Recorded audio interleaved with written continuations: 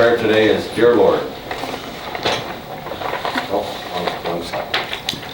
Dear Lord, another day has come to us. Thank you for the mercy and kindness of our Father. We are nothing without you. Thank you for everything. We lift everything up to you as we face another day. Please guide us with your wisdom and walk with us with your love. In Jesus' name, amen.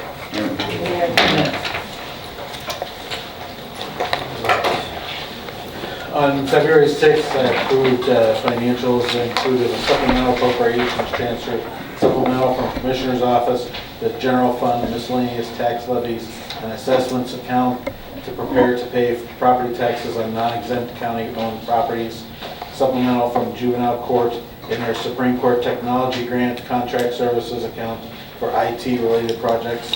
Cash transfers included, amongst others, a cash transfer from the General Fund to the Engineer's Office, the Stormwater Management Fund per MOU dated 4/30/13 in 2024 payment for office expenses per funding agreement allowed by ORC 315.11. A transfer from the General Fund to Community Development for their fourth quarter 2023 payroll funding reimbursement and first quarter operational commitment for 2024.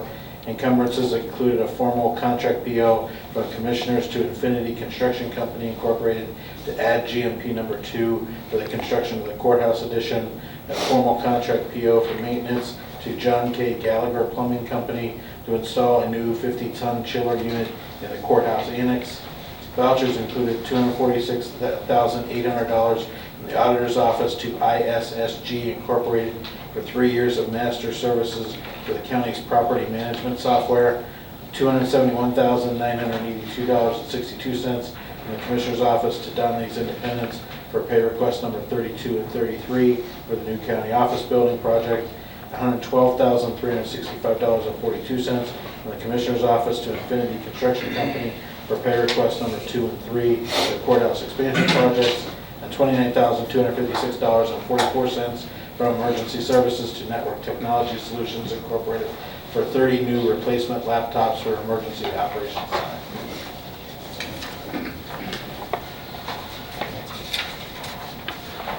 And for item number 2, on January 31st, for maintenance, I approved hiring Kevin Borsey for the position of electrician to be effective February 20th, 2024 at the rate of $24.02 per hour.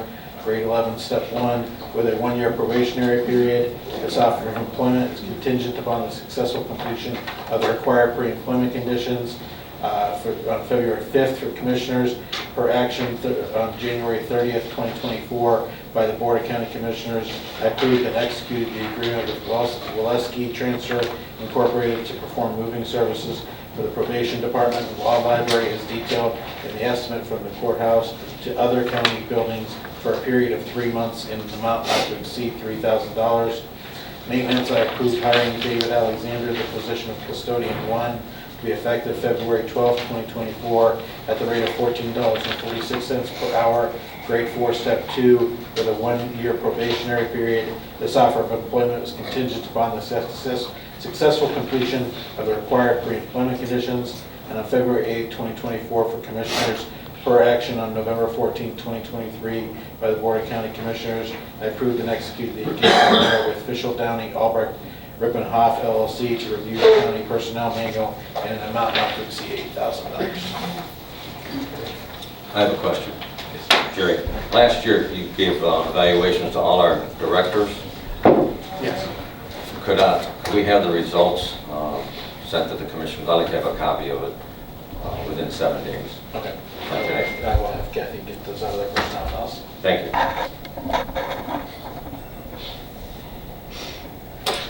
The minutes that are on here, if all of you were here on the 12th, there was no, Commissioner Spiller was absent, and then on the 19th, Commissioner DeWar was absent. Okay. So do we have a motion for those 3? So moved. Second.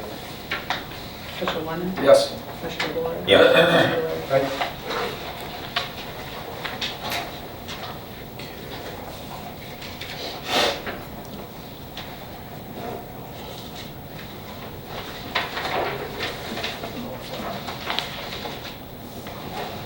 couldn't find you. It's like, I knew you were in the hallway, but.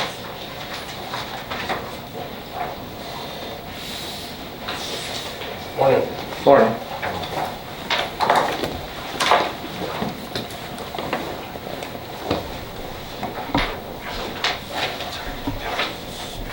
I sent you a letter dated February 6th with a packet detailing a request.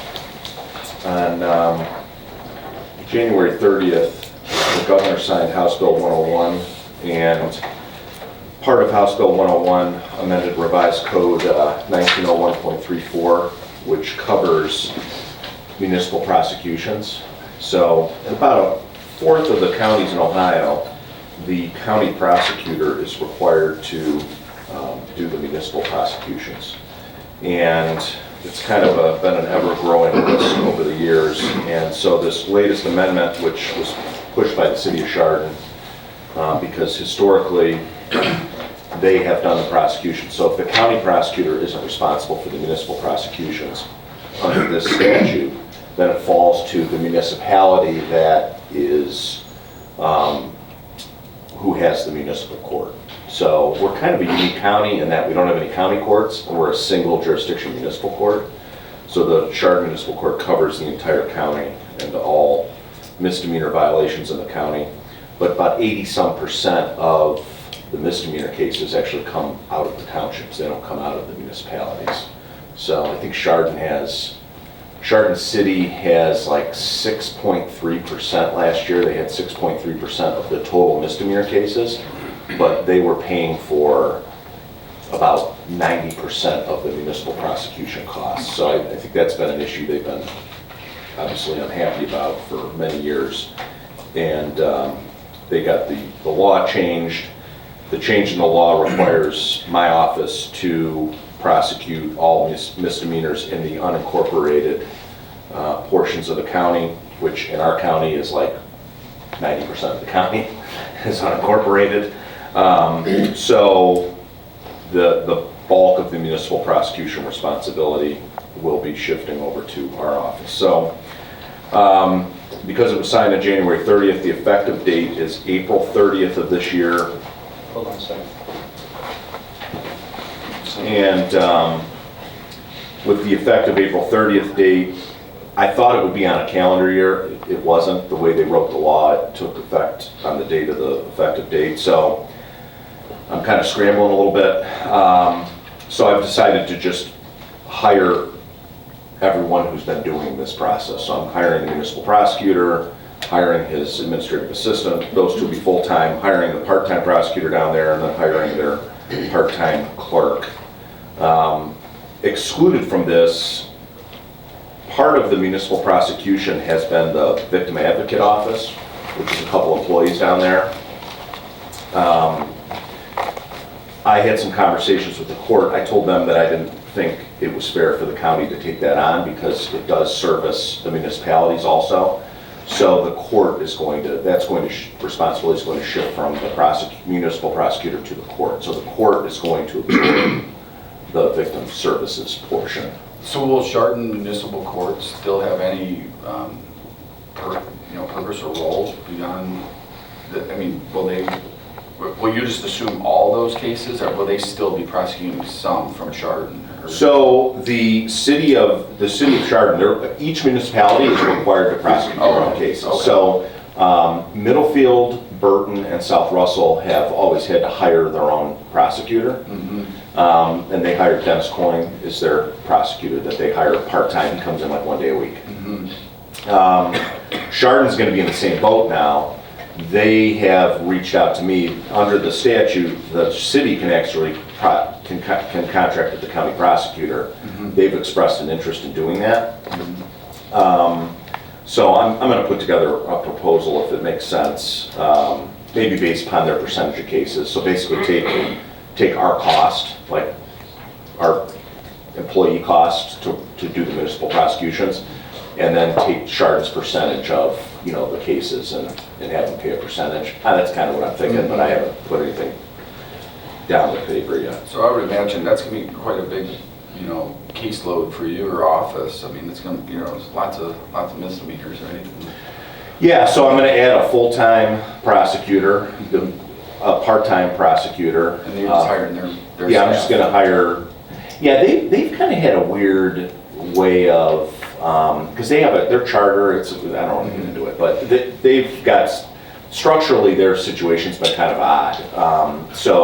But I'm gonna hire, Steve Patton's the municipal prosecutor, so, and he started out at the Franklin County Prosecutor's Office probably when I was in, first grade or something. So he's been prosecuting cases forever. So I'm gonna hire him, his administrative assistant Julie, and then Kelly's their like clerk, that she's like part-time, and then they have a part-time prosecutor that comes in. So I'm just gonna transfer all that over. And that's what this is Yeah. for. This So is the you- money for that. So you think it's roughly about $200,000 a year for that as of right now? Well, so if you look at, I think it's page 3.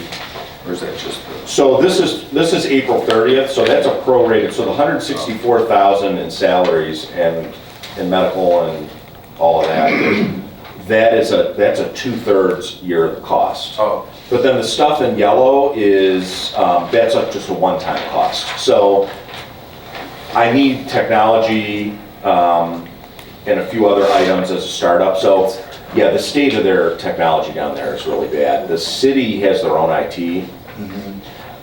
Fortunately for us, the court contracts with ADP.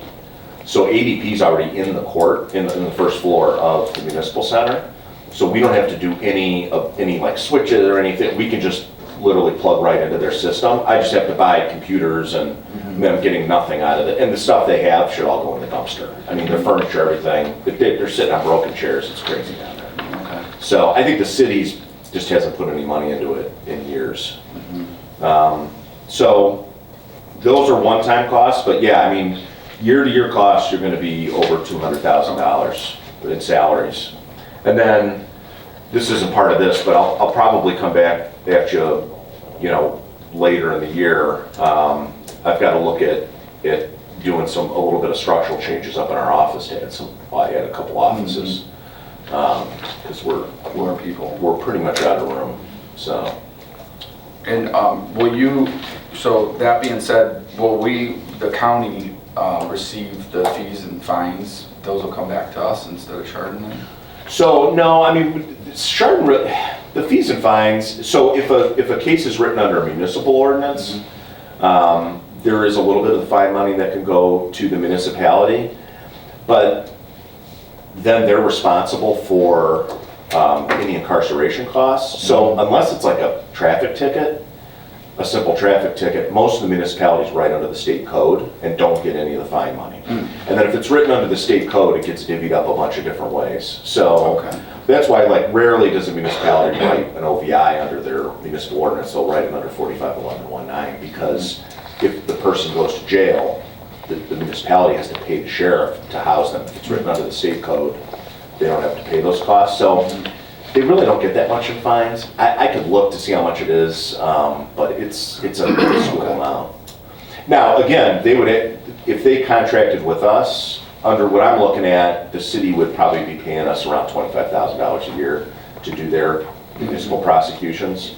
So I'm gonna propose that to them. If they wanna do it, fine. If And they- any of the other villages or municipalities potentially, maybe, or are they just gonna continue to go? They'll probably just keep Dennis. Like I said, he comes in like one morning a Okay, week, okay. like 8 to like 1 It's o'clock not a on high Wednesdays. caseload or something? No, Middlefield's the bulk of it. I mean, Burton and South Russell have very few cases.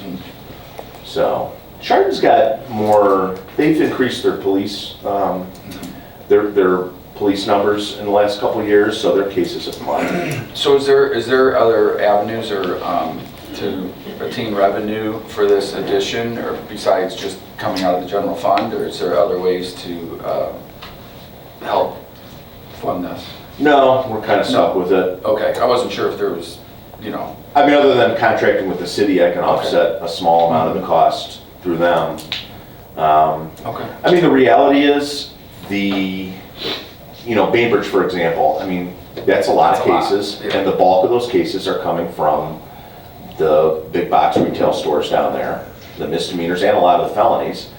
So- And so in theory, that's where a like- lot of our general revenue money comes from. So in theory, like over all these years, Bainbridge really hasn't had to pay, or the county had to pay to prosecute those cases. Correct. And that, I think, was the city's big beef, was, hey, you know, the Bainbridge Walmart is just criminally a huge issue, right? So the city's issue is, hey, we're getting all this crime out of here. The city of Chardon's paying to deal with all of it.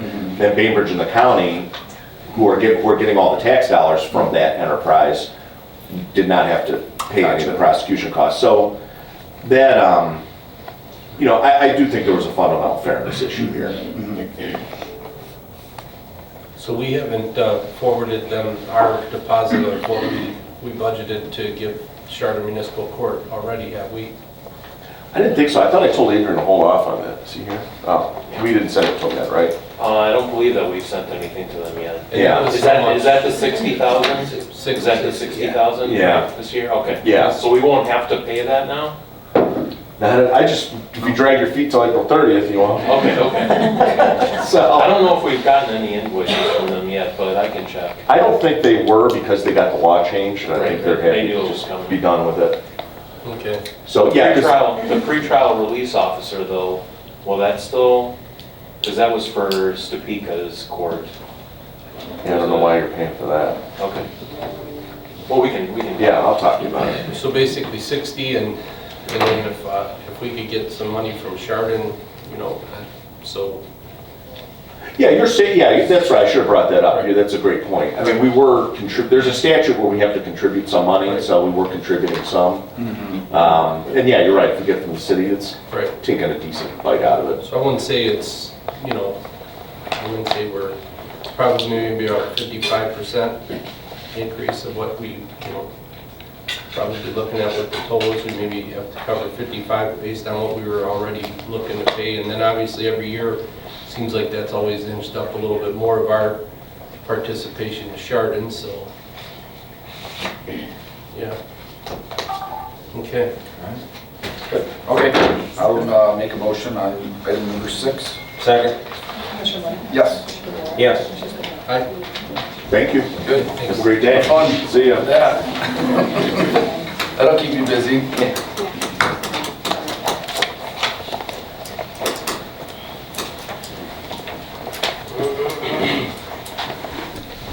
Morning. Today's financials include a supplemental de-appropriation from the Commissioner's Office in the archives old payroll accounts, supplemental from the Commissioners and the miscellaneous operating transfers out, capital transfers, reimbursement transfers, detention home expenses, and levy reimbursement accounts to cover upcoming 2024 transfers and expenses. Also, a supplemental request from the Prosecutor's Office in their general fund payroll and materials and supplies accounts in order to cover increases for additional personnel to meet the requirements of House Bill 101, changes to ORC 1901.34, requiring the Prosecutor's Office to conduct municipal prosecutions in the unincorporated areas of the county. Cash transfer from the general fund to Family First Council for the January through March 2024 commitment. Among the encumbrances is an encumbrance increase from the Commissioner's Office to the Jogga County Treasurer in order to prepare for the extra property tax payments as the auditors are refusing to review our exemption applications until the current taxes are settled. A then and now encumbrance from the Common Pleas Court to John P. Luskin for appointed counsel fees from 2022 that were not previously encumbered. Contract PO for maintenance to Preston Ford for the purchase of a new replacement Ford Escape County Central Use Vehicle, which replaces the 2010 Ford Edge, and a travel request from the Recorder's Office to attend the Ohio Recorders Association Spring Conference. Among the vouchers are $63,035.29 from the Commissioner's Office to Ohio State University for the county's first quarter 2024 program support payment. $21,800 from maintenance to Jogga Mechanical Incorporated for a new boiler in the Old County Home Superintendent Building. $251,578 from the Sheriff's Office to Axon Enterprise Incorporated for 56 new tasers, cartridges, batteries, and training. And finally, $59,753.11 from Water Resources to Generator Systems Incorporated for a new trailer-mounted mobile generator. Okay, so move. Second? Commissioner Lennon? Aye. Mr. DeWart? Yes. Mr. Spillier? Aye. Thank you very much. Great.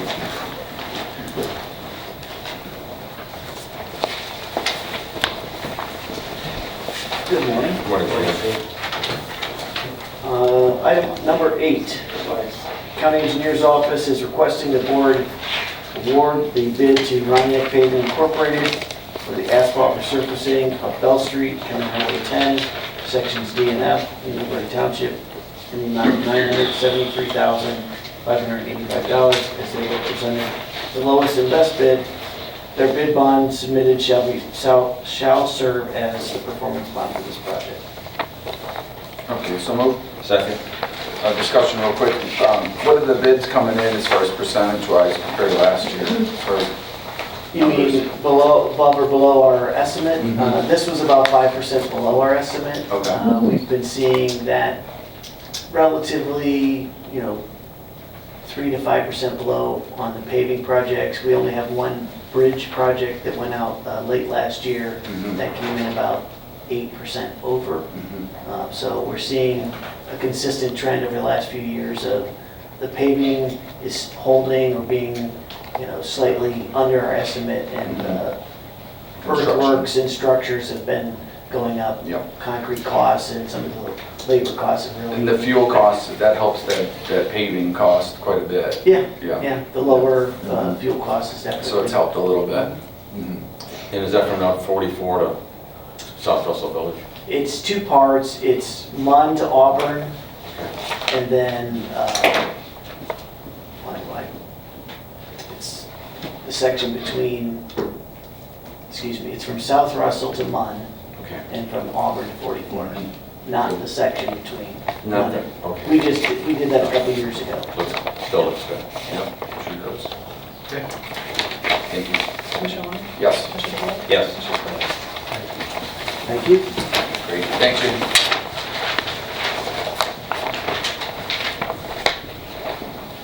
Hi, good morning. How are you? Doing well, how are you? Great, great. Good, good. Item number 9, the building department is requesting the board acceptance of statement of qualifications submitted for master plans examiner services from all 5 firms that submitted a response, including Huber Architectural and Consulting Services, LLC, Code Consultation and Plan Review Services, LLC, F&B Engineering Incorporated, L. Neil Hoffman and Associates, and Sixmo, and further grant authorization to begin contract negotiations with all 5 firms. Okay. And this is going to be for what? This is for commercial plans examination services. Okay. As required by the Board of Building Standards. Okay, very good. So move. Second? Commissioner Warren? Yes. Mr. DeWart? Yes. Mr. Spillier?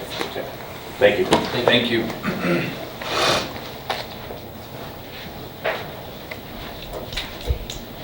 Good morning, Roger.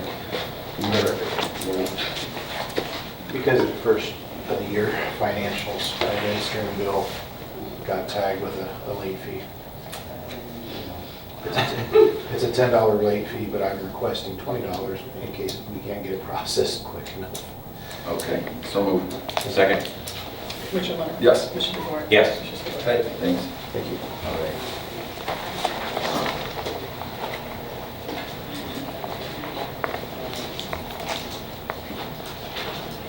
Good morning. Morning, how are you?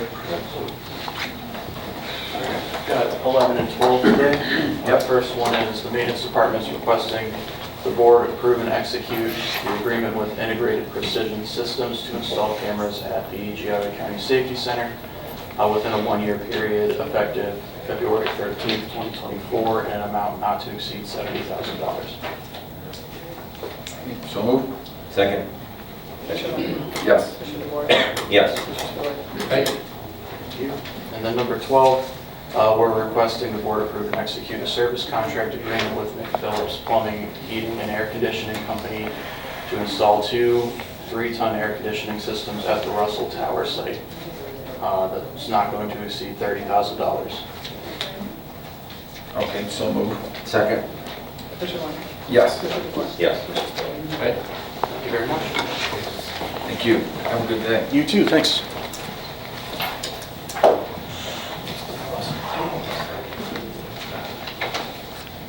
And say, or whatever. Yes. Okay. I got a number of items, 13 through 18 are all just annual service contracts. Water Resources would like to get in place should we need the services of these vendors. 13 is for Bill Conti Plumbing. He does plumbing services for us, and that would be in the total amount of $2,000. Okay, so move. Second. Commissioner Lennon? Aye. Commissioner DeWort? Yes. Commissioner Spillier? The next are both for Cummins Incorporated. The first one is for water locations, so they can come out and do planned maintenance and repairs on our generators. The water district one is for $2,000. Okay, so move. Second. Commissioner Lennon? Aye. Commissioner DeWort? Yes. Commissioner Spillier? And then 15 is Cummins for the wastewater locations, and that one is for $15,000 because we obviously have more locations there, and that's for generators. So move. Second. Commissioner Lennon? Aye. Commissioner DeWort? Yes. Commissioner Spillier? 16 is with Southwind Drilling Company. They do well drilling and cleaning services for us, and that one is through the water district for $10,000. Okay, so move. Second. Commissioner Lennon? Aye. Commissioner DeWort? Yes. Commissioner Spillier? Aye. Next one is with Lake County Sewer Company, and that's really just in case of emergency assistance we need from them, and that would be in the total of $30,000. Okay, so move. Second. Commissioner Lennon? Aye. Commissioner DeWort? Yes. Commissioner Spillier? And lastly, those annual ones is Workman Industrial Services. They do emergency repairs and improvements on our wastewater lines, and that would be in a not to exceed of $70,000. Okay, so move. Second. Commissioner Lennon? Aye. Commissioner DeWort? Yes. Commissioner Spillier?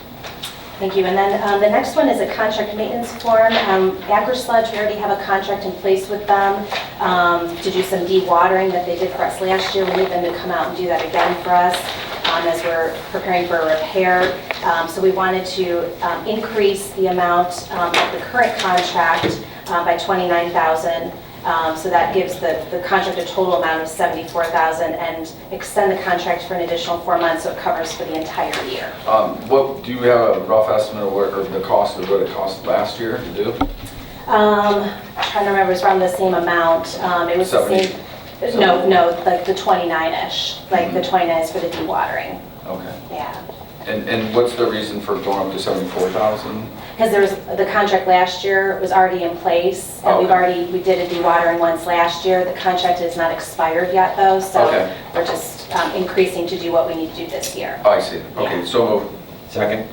Commissioner Lennon? Aye. Commissioner DeWort? Yes. Commissioner Spillier? Aye. Okay, and then the next one is also contract maintenance with Bergeron. We actually just got this one in place for $10,000. It's for our water district. An issue came up at our Knowles Booster Station where we needed some work to be done that cost more than $10,000. So we are, since the contract's already in place and a PO already exists, we just want to increase that current contract in the amount of $30,000 to cover the work that needs to be done at Knowles Booster Station. So that would make the new contract total for 2024 $40,000. Okay, so move. Second. Commissioner Lennon? Aye. Commissioner DeWort? Yes. Commissioner Spillier? Aye. Thank you. Thanks. Do you know if the scales were fixed at McFarland plant? They are working on that because we have to get a whole new system. Okay. Yeah, so definitely ask Nick, feel free to reach out to Nick about that, but I know it's more than just a fix. So I think there's a whole system that needs to be I've replaced. got a couple calls from, the trucks that want to go in there and pump and they can't. Yeah, Because of the yeah. scales or whatever. Yeah, I think there's some obsolete software, and so that whole new system needs to be purchased. Have you made them aware of that they are not in order, some of the vendors? Because I think there's maybe some confusion amongst a couple of them at least. They think that we're closing it on okay. certain days. I said, I don't think it's operable. But- It's not operable, right? I will definitely make sure to get that feedback to Yeah. Nick and to the supervisor down there, Okay, so they can reach okay. out. Yeah, Yep, thanks. thank you. Item 21 deals with the square in Chardon as part of the agreement with the courthouse project. The city is deeding over the north end of the square to the county. This is just the quitclaim deed, so we're requesting the board approve and execute the quitclaim deed for the transfer of the north end of the square from the city to the county. Okay, so moved. Second. Commissioner Lennon? Yes. Commissioner DeWort? Yes. Commissioner Spillier? Aye. Item 22 deals with the outside counsel, the legal counsel we're utilizing for the contracts for this building and for the courthouse. So it's Benish Freelander. We're just asking to increase the agreement we have with them by $50,000 to $100,000. Okay, so moved. Second. Commissioner Lennon? Aye. Commissioner DeBoer? Yes. Trustee Lauer? Aye. Good morning, Commissioners. Good morning. Okay, items 23 and 24 deal with the necessary process that we go through as archives transitions out from under the hiring authority to commissioners. So we're requesting that you accept the resignation letters from Archives and Record Center employees Karen Murphy, Ashley Saraglio, and Jeffrey Baji, sorry. Thank you, I do it wrong every time. Claire Wilson and Eleanor Zaveda to be effective December 31st, 2023. Okay, I'll make that motion. Second. For clarification, you did 23 and 24 together? Or, yeah, are you doing them separately, Kathy? I'll do the next one then. Okay. Commissioner And Lennon? also. Yes. Sorry. Commissioner DeBoer? Yes. Commissioner Aye. Spillier? Okay, separate. Also to approve the abolishment of the Archives and Record Center positions, including Archives and Record Center Administrator, Senior Archives and Records Clerk, Archives and Records Clerk, Archives Supervisor, and Micrographics Specialist to be effective December 31st, 2023. Okay, so moved. Second. Commissioner Lennon? Aye. Commissioner DeBoer? Yes. Commissioner Spillier? Aye. Okay, the next one is to close the current posting for the position of Special Projects Coordinator to be effective February 13th, 2024. So moved. Second. Commissioner Lennon? Aye. Commissioner DeBoer? Yes. Commissioner Spillier? Aye. And the next one to approve the abolishment of the position of Special Projects Coordinator to be effective February 13th, 2024. Okay, I'll make the motion. Second. Commissioner Lennon? Yes. Commissioner DeBoer? Yes. Commissioner Spillier? Aye. Number 27, with those changes in mind, we want to revise the organizational chart that removes the Archives and Records Center and abolished positions to be effective December 31st, 2023, and the abolished position of Special Projects Coordinator to be effective February 13th, 2024. I'll make that motion. Second. Commissioner Lennon? Yes. Commissioner DeBoer? Thank you very much. All right, thanks, Kathy. Good job.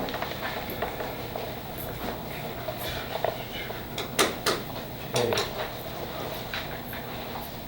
More schools.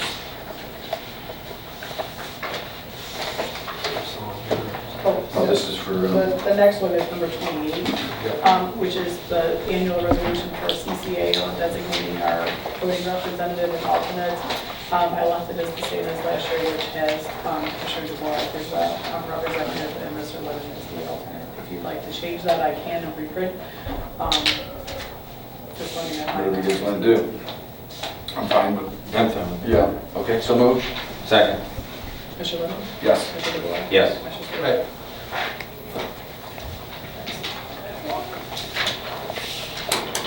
Item They are 20. here, by the way. The law school representative is here, by the way, just so you know.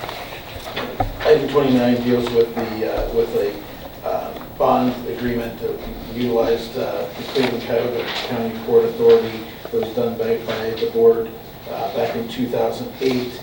They were looking to refinance their tax exempt bonds through this, and just need the approval of the board to allow the Cuyahoga County Port Authority to hold their TEFRA hearing, which is a required hearing they have to have before they can do the refinancing. Okay, great. Because the Laurel School property in the county is. Right, and this is the property off of Fairmont and Geauga County, yeah, the big piece, yeah. Yeah, and I'm fine with doing that. Do you have anything that you'd like to add to that, or? The only thing I would add is, this is a requirement for them to issue bonds on taxes on basis. Obviously, it's non-recourse to the county. Right. We're going to hold the TEFRA hearing as a joint hearing with Cuyahoga County Port Authority. We'll be coming back to the board to get what's called the approval of the highest applicable elected representative in the jurisdiction. That'll be you guys in Geauga County, the mayor in the city of Cleveland. So I just want you to know that we'll be coming back to you for that final step after the hearing. Very good, okay. Well, thank you for coming in. I'll make a motion on item number 29. Second. Commissioner Lennon? Yes, Commissioner DeBoer? Yes. Commissioner Spillier? thank you. Thank you. Appreciate it. Morning. Morning, Martin. How's everybody? Good. Great. Appreciate your time this morning. I was asked to jump in on a meeting beginning of January with Commissioner Warwick and Mr. Walder. My new boss here came, and we had a wonderful conversation about an application for capital money. So I believe some elected officials hosted Senator O'Brien with a letter part of last year. I know Commissioner Warwick was in attendance to that. And I know that she, I believe, and correct me if I'm wrong if I'm misspeaking, but she had shown some interest in, where we are in Geauga County with applying for some of these funds. Are you all familiar with these dollars and how they work? Take it away. Oh, okay, great. Help me out, Linda. Every 2 years, there's a capital budget down in Columbus, and it's various bodies of the government can ask for money from that. This cycle, there's going to be an extra bucket of, I think, $350 million. Correct. And you apply for it through your state rep or your state senator. The state rep cycle is already over, but the state senator cycle still has an opportunity. And so Gina's going to present you with some thoughts about what we could apply for this extra bucket. They're going to have extra bonds and extra money available for capital projects to local government. So I think the intent originally was to apply for the wall, the security wall. There's been various names thrown out at the courthouse in Chardon. I know Commissioner Warwick has expressed some interest in that and what that might look like. So back up, so what the wall, is this the wall that costs an additional $700,000 that just was kind of cavalier, just added on to the cost of the courthouse? I can't answer that, but I believe that's sort of like the buzz on the That street wall, is, that yeah, wall, okay. the wall, exactly. So obviously from a capital expense, it's a huge dollar amount. Yeah. The actual wall itself in terms of a project is not going to qualify for these dollars. I mean, at the end of the day, that's really most likely not going to be accepted.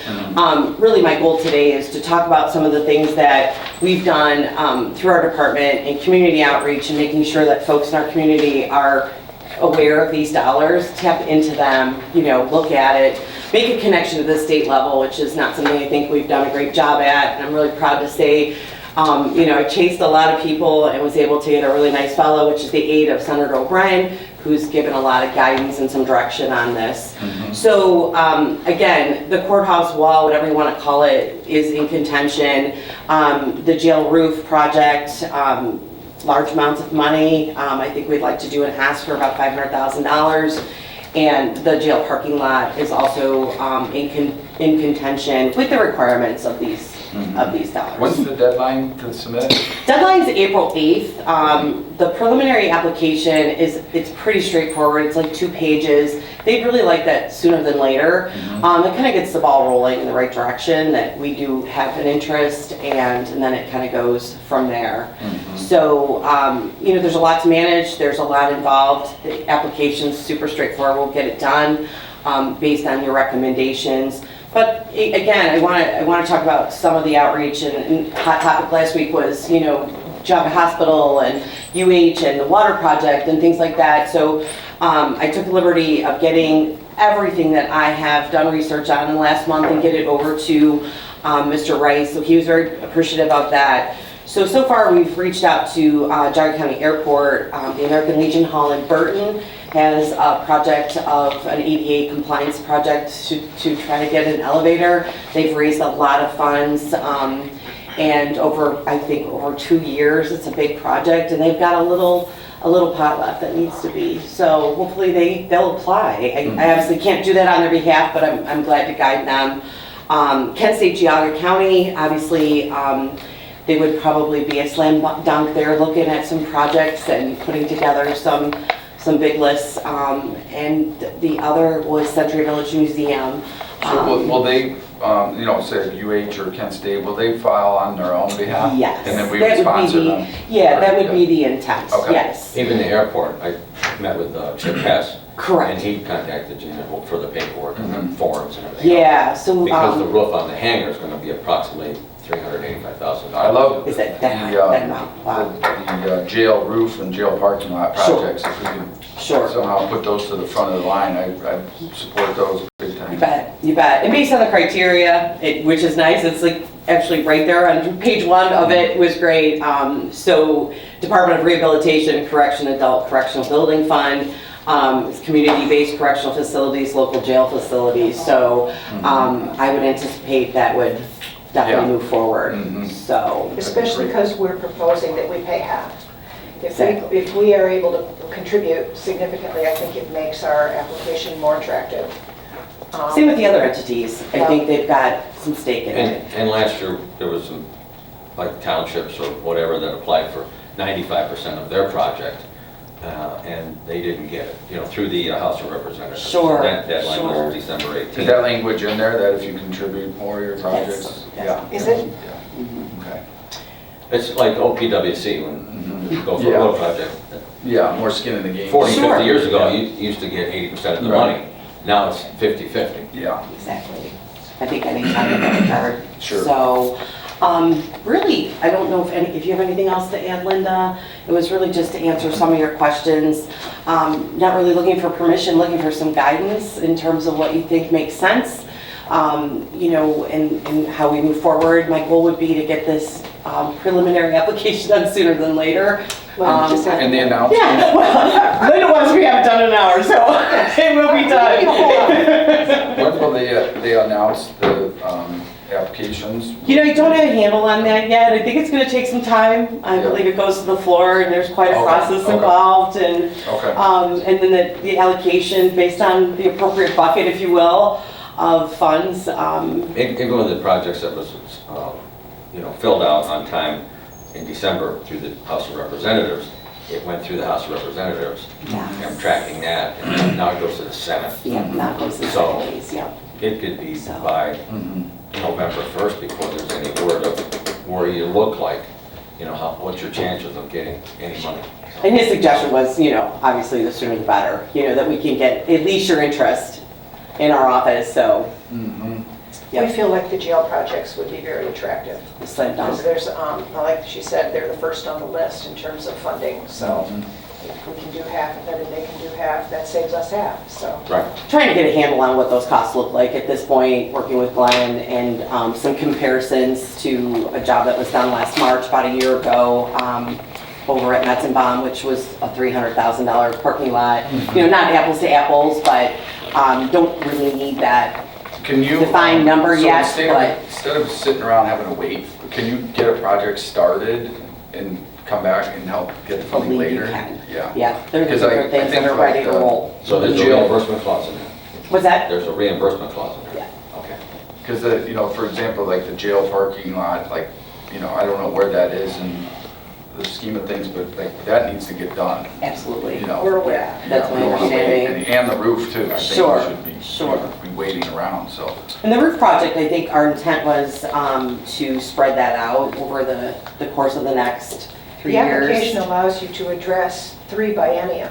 Oh, So we could ask for a third, because the entire project cost is about $1.5 million right now, I believe is what he said. And it's about 5 for each section of the roof that he's got quotes on. mhm. But So- Just I take a really chunk think that out. in the construction side of it, if you, a good question on the reimbursement, if we get the whole roof done once, and there's a guarantee, 30 years or 35 years, instead of piecemealing it, and then, you know, the manufacturer, the contractor says, well, this is where we overlap from The last seams, year, and the yeah. seams and all that other stuff. So if we could take a deeper dive and find that information, if we could have the whole roof done at once, and then get Mhm. reimbursed the second Makes year and the sense. third year. For sure. Okay, good. Any other questions at all? No, sounds good. So just to add, I did have a discussion with a gal yesterday from NV5 who is an expert in grant writing and offering services at a larger scale, perhaps looking at what that might look like. Obviously does not fall under my responsibility, but we had a really nice conversation in being able to chase the money, for lack of better words, and or manage some of these programs that are out there. So not obviously just in this regard. So MV5 has the ability to offer that service with They the do, contract? they do. Can So you it's find just out really what that would learning. cost? I am. Yeah. I will probably see some type of a general outline. Okay. This was just more of a preliminary meeting. Commissioner Vorak had set up and given me this gal's name. We had a really nice conversation. Was able to outline some of the needs of the county and what we'd look like, what that would look like. And of course, had a conversation with Jerry yesterday about that. So I will definitely pass that along. Yeah, some counties have a person on staff that just Bet. 90% of their job is seeking grants and filling out the forms, so knowing what's coming down the pipe, Sure. you know. So I think that's one of our Yeah. weaknesses. And things have evolved over the years, so there's a lot Yeah, of it's money changing. that's Everything's always available, and changing. it's not like it used to be. So if it merits that and it makes sense, obviously that's a decision that, Yeah, you got It's the out of argument my- to keep with that job. Oh, yeah. Yeah. when you get a good grant writer, you keep them. Yeah, that's right. You bet, you bet. I think They're worth the their weight in gold. The sheriff's office, Terry Powers, which is now retired a couple of years, that was one of his jobs, is to Okay. seek grants all the time. Got it. And maybe that was 50% of his job. I don't know. Sure. Yeah. Excellent. All right. Thank Thanks for you your so time. much. You bet. Appreciate it.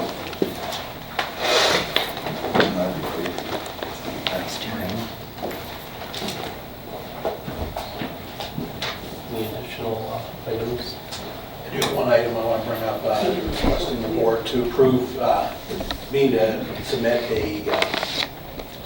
an appeal to the state tax commissioner regarding the Matzenbaum property and the taxes of the auditor and his decision to withdraw the tax exemption on that property. And I'll get that appeal by this Friday, I believe it is. This Friday? Yeah. That's how much time we have to do it. Yeah, we were working on trying to get the new one together rather than going the appeal route, but we're not able, based on other issues that are happening with that, we're not able to, it's not getting past the county auditor to go to the state, so we're Right. going to go the appeal route instead. And when were we made aware of this?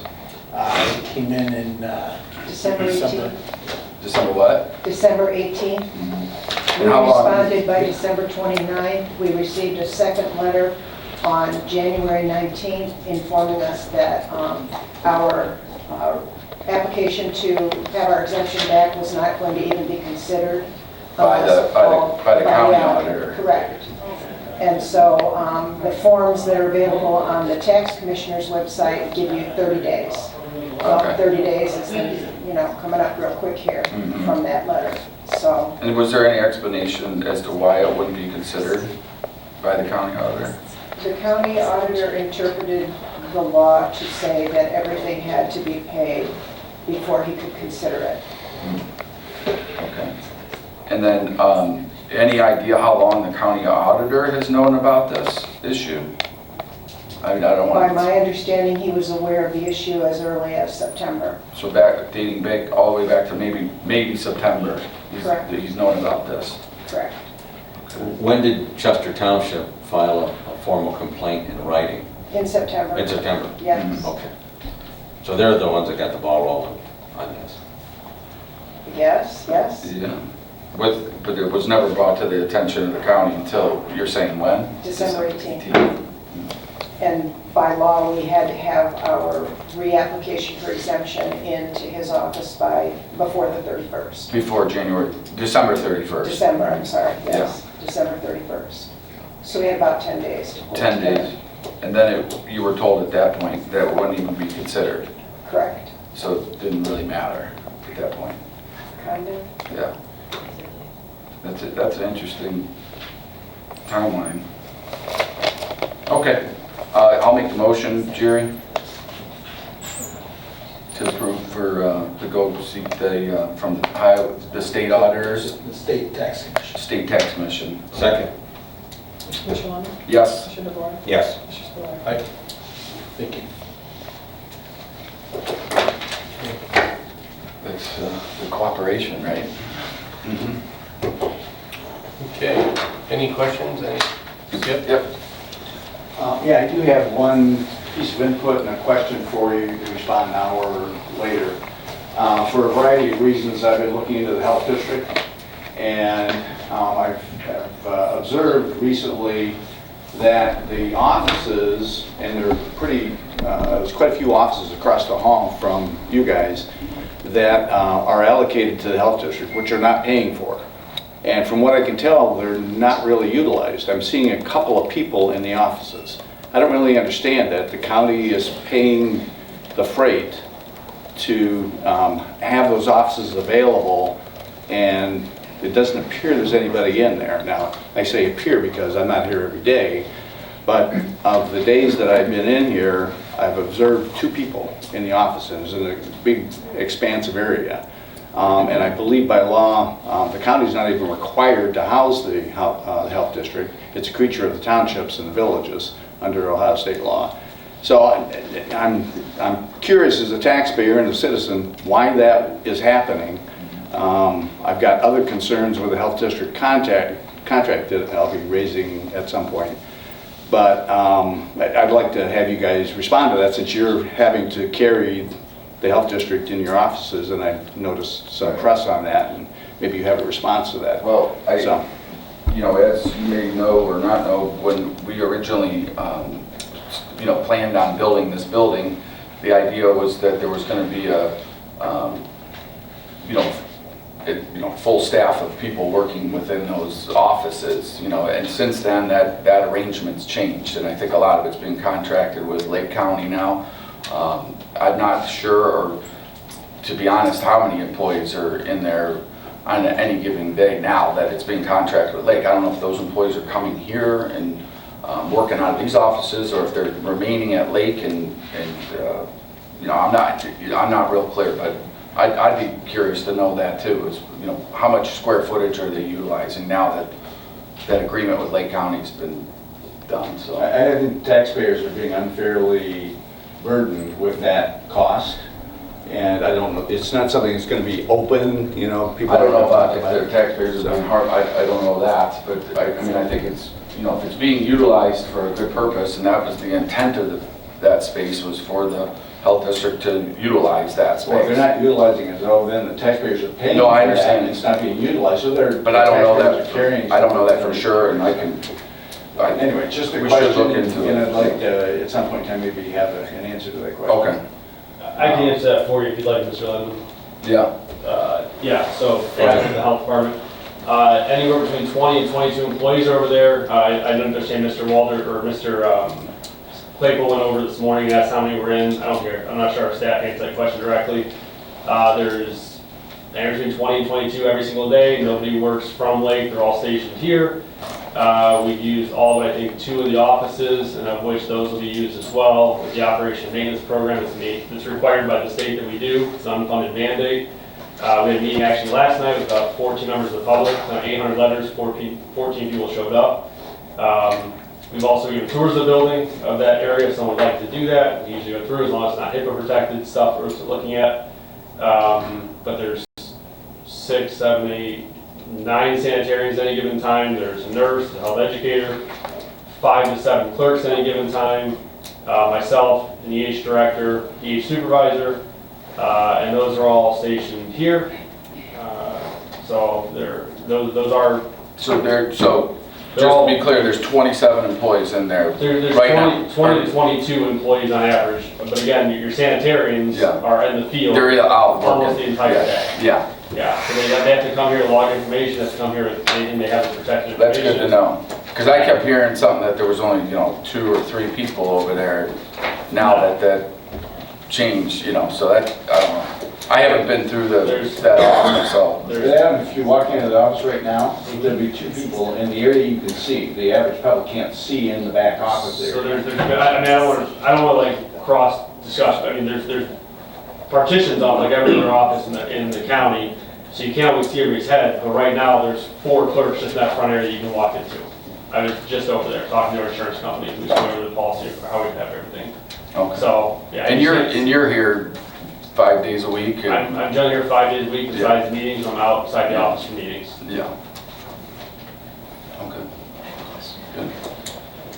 So to that point, with the county health department merging with Lake, have there been cost savings to the county because of the merging of that? Like, so if you want to. Well, they're not under a hiring authority, so I think you could. I just don't want to really put anything question on the commissioners there, because I don't want them to be on the hook for any statements, but I do want to clarify, just so that nobody hits me on it, it's not a merger, it's a cross-jurisdictional agreement, because there's different things in the law, I just make sure I hit on that. And we actually just did the reconciliation of the bills, and we're, from what the budget would have been, we saved about $500,000+, and even right now, we're under the budget by $13,000 with the most conservative contract budget we had. We're still $13,000 under that, and that includes the additional work done for the House Bill 110 program, which had been charging people for 10 years and hadn't been doing the services, which we are paying back about $1 million to the public. We caught that recently. It also includes the work done for operation and maintenance, which we're not in compliance with the state, now in compliance, and bring all the other programs that are not in compliance back into compliance, which there was numerous other programs the state had cited as being in non-compliance. So even with all of that, we're still under budget, which... And those are annual figures you're getting? Yeah, it was 9 months. So what I ran was April 1st until December 31st, because I don't have a year, because the year would be March 31st. But we're $13,000 under budget as of December 31st, give or take $13,000. So am I correct in also understanding that the commissioners authorized a sharing program with the transit services? It's a very similar type of thing. And are there cost savings with that as well? And are there any costs for offices or anything that would be similar to what the health board has here?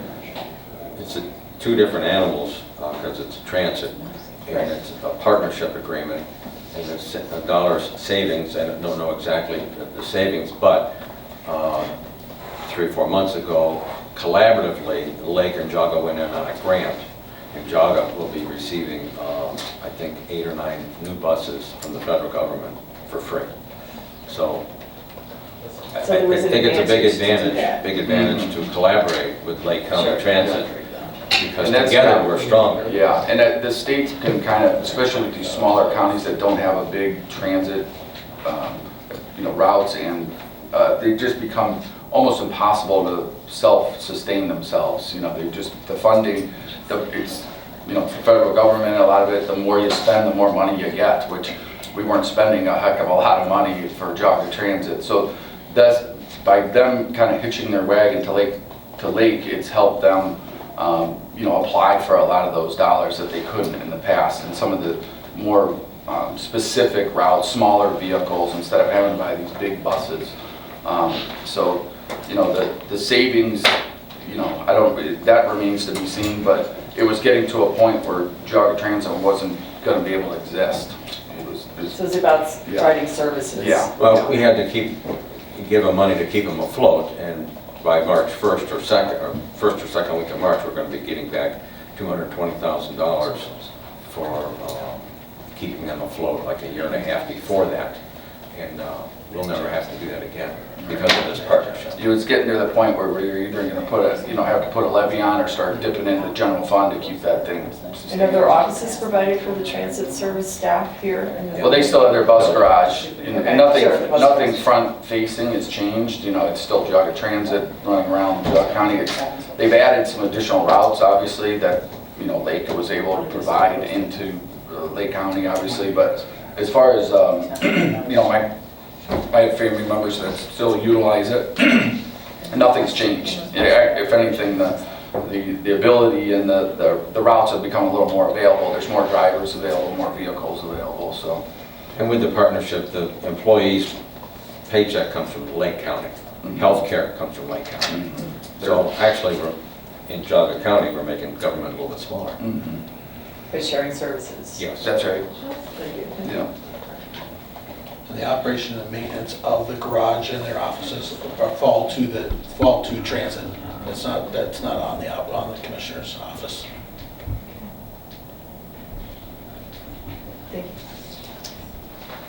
The only other thing, I had an opportunity, I interviewed Matt Johnston from, I believe he's from Middlefield, and he's, very active with a lot of the agricultural drainage and doing a lot of field irrigation and stuff.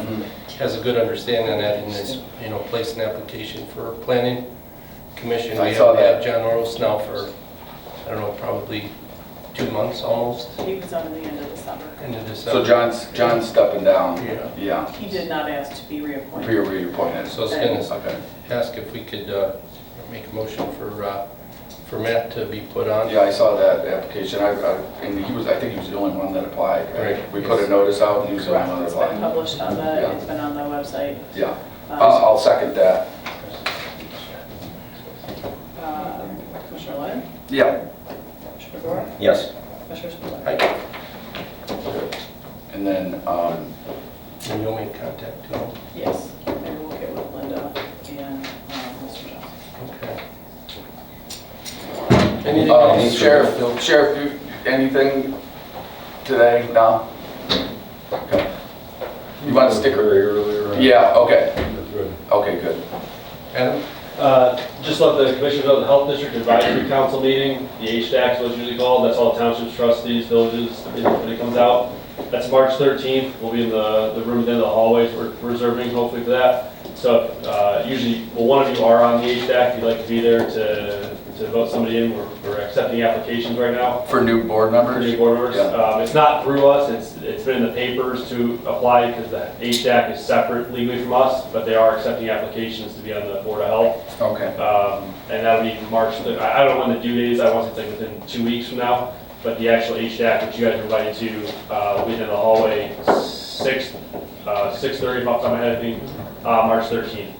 I had somebody ask me the other day, and I'm not super familiar with this, but that maintenance program, is that up and running now, or? It is. It is, okay, Yeah. good. Yeah, and we, So- as far as we know, we have the lowest fees in the state for that too, that we're aware of. We Okay. actually had members of the public in last night from about. So how's that gonna work? Is it gonna be, like, do you have to kind of self-report your own application, or do they inspect it every year? It depends on the system, some are yearly, some are every 5 years, some just require pumping. They're called NPDES systems, they're off-flat discharging. It's a system I actually have, due to the soils we're at, but those require a yearly contract with the Ohio EPA, and then US EPA, and they're tested yearly. And then other systems are like every 5 years, you need a pumping or two, depending on your system. And so what do you, but is it basically like you send in a proof that it's been maintained and pumped? Is that the idea? The goal is your service provider would do that, so when they come out and do it, they'd send us, and that's our goal, because obviously the homeowner, your first thought's not like, great, I just spent $300 to pump my tank, I better send that into the health department. Right. So our goal is to try to not make it any harder on the homeowner. So you'll be discussing with the vendors that, and they'll send in like a ticket or something saying, hey, we hit this address and it's good. Yeah, we're trying to have meetings with them throughout the year, not just like once a year or once every, even fewer than once a year. We're trying to have them at least once a year. What if it's not good? So it follows the same process it does now. The first thing is always repair, if we can, and then we go to replacement if you can't repair it. But generally, we always try to keep it as minimal to the homeowner as possible while still meeting the standards that protect the drinking water. Yeah, because there's a lot of systems in this county that I would guarantee you most of them are. There's going to be some rough ones. I've asked my staff to actually go out and test some of the waterways to see if there's fecal matter and other things in those.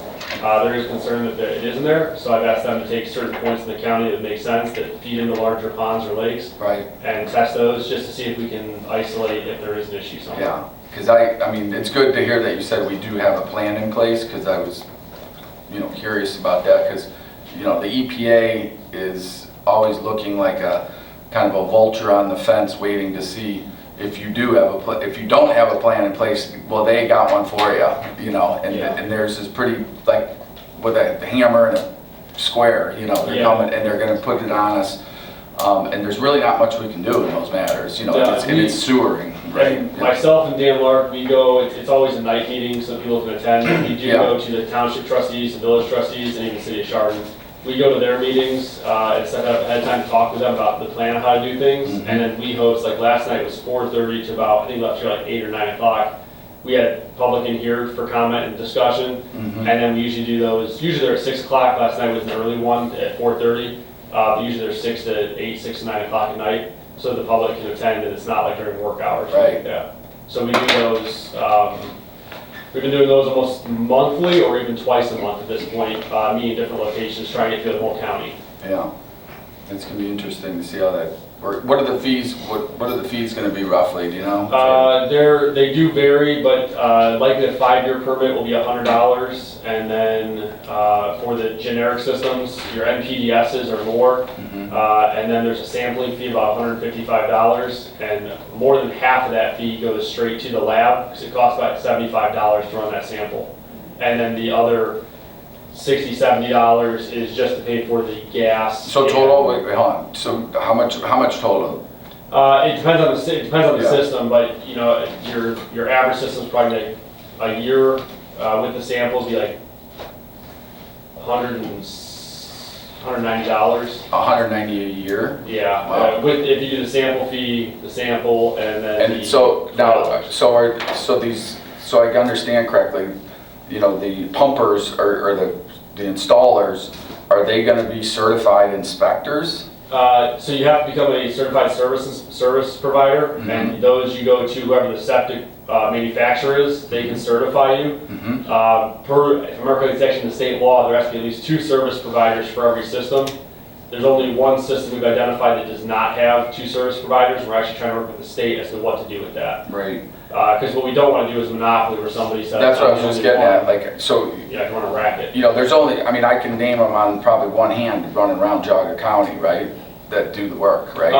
There's a good list on our website. Now, it depends on which system you have, but on the website, there's a good list of service providers. You can also call the manufacturer if you want to. If you don't want to go off our list, you can do that. But they usually register with us so that we have a list in case someone says, hey, I've got a Norrico. Sure. Who's out there? We can give them a list, say, here's who's out there for Norrico.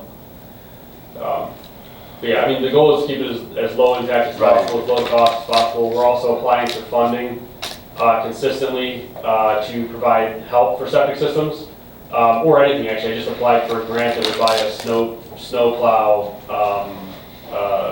the blade park system for City of Chardon, and then one for some barriers for Parkman, given their salt bromide issue they had recently with the wells.